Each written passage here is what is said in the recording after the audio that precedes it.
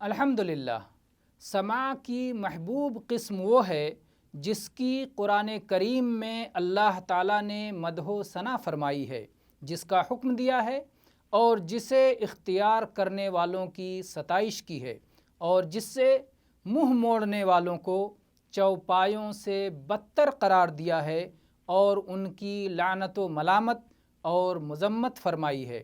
یہی لوگ ہیں جو جہنم میں کہیں گے لو کننا نسمع او نعقل ما کننا فی اصحاب السعیر، سورہ ملک آیت نمبر 10۔ اگر ہم سنتے ہوتے یا عقل رکھتے ہوتے تو جہنمیوں میں سے نہ ہوتے۔